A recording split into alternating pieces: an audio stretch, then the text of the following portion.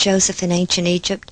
On an island just below the first cataract of the Nile, an ancient inscription written around the 4th century BC was found which claimed to be a copy of a document written by Pharaoh Djoser more than 1,000 years earlier. It is the story of a land grant made by the pharaoh to the priests of the god Num. It tells of 7 years of famine and 7 years of plenty, how Pharaoh had a dream and consulted his chancellor for help. It contains most elements of the 7 years of famine and 7 years of plenty story, although they were corrupted in this account written over 1,000 years after the event took place. But most importantly, the priests who wrote this inscription were relying upon the land grants made by this pharaoh to justify their claim to some land.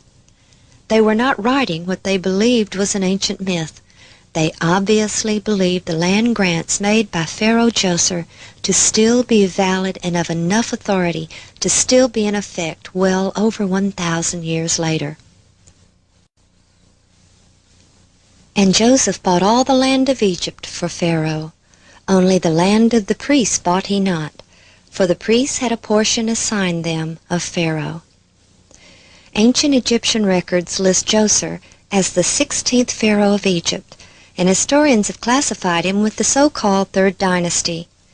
His chancellor, named Imhotep, was first known through the writings of the Egyptian historian Manetho, who in the 3rd century BC wrote, "During Djoser's reign there lived a man named Imhotep, who had the reputation of the Greek god of medicine, and who invented the art of building with hewn stone." The legends attributed to Imhotep were so incredible that he was considered to be mythical until this century, when excavations at Djoser's pyramid complex revealed the base of a statue with the name Djoser on it and the name Imhotep, with his long list of titles, one of which was chief under the king, a title which first appears with Imhotep and also was first bestowed upon Joseph. Imhotep was also the architect of Pharaoh Djoser's pyramid and surrounding complex, a veritable city within a city of incredible beauty and extremely advanced in design. Built on the plateau of Saqqara adjacent to ancient Memphis, the pyramid within the complex is the first ever built in Egypt. Ron Wyatt spent a great deal of time here searching for evidence which might shed light on the biblical account. Such an event as the famine described in the story of Joseph and the distribution of grain to the other countries would have required a major facility and system of organization.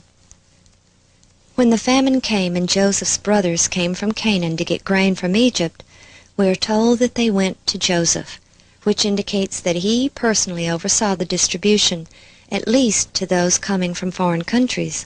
And this would mean that there was certainly a central location or granary to which the foreigners came.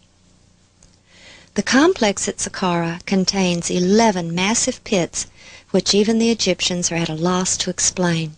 They are not tombs, for all tombs were underground and carefully sealed, while these were accessible from the surface, and they are extremely large. But most fascinating is the fact that they are all connected by chutes. Ron believes these were the grain storage pits of the 7-year famine. As grain was removed, grain from the other pits flowed through the chutes, making the grain always accessible from one location. These are within the wall of the step pyramid complex, which has only one entrance, and it opens to a long covered passageway with small cubicles on each side, each just the right size for a person to sit with perhaps a small table. The narrow, singular entrance would have allowed only a few people to enter at a time. There was no doubt in Ron's mind that this was the main center of grain distribution on a massive scale.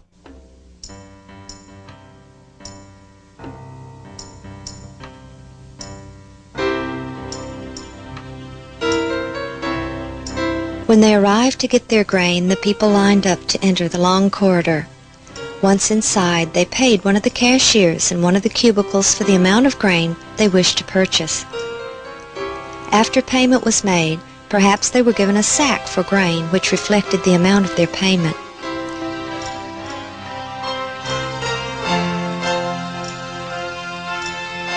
Then they proceeded through the corridor, straight to the area of the grain bins.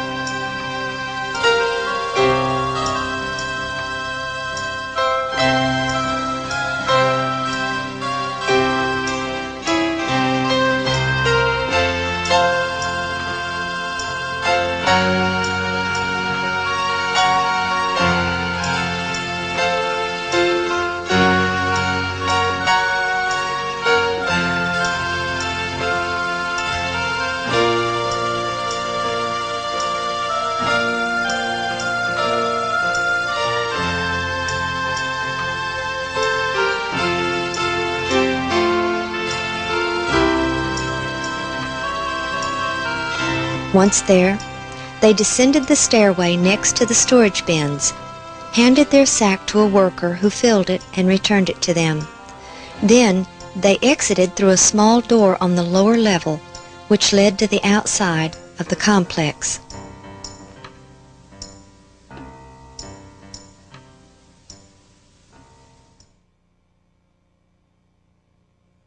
When the pits were first excavated, bits of grain still remained in them, but the official explanation was that it was the remains of food placed in graves for the deceased. However, as we mentioned, these bear no resemblance to any ancient Egyptian tombs, but they do bear a marked resemblance to pits identified as grain storage bins in other ancient civilizations. During the 7-year famine, Egypt gained great wealth and prominence among the nations through the selling of the grain. The Egyptians who lived in their cities along the Nile had little to do during the famine, since they had a 7-year supply of grain to rely on, and were able to devote their time to the building projects of the pharaoh, not as slaves, but as grateful subjects. The family of Jacob, who lived in the delta, separate from the native population, prospered and grew, exempt from the 1/5 taxation levied on the native population. From the time Jacob's family came to Egypt until the birth of Moses was about 180 years.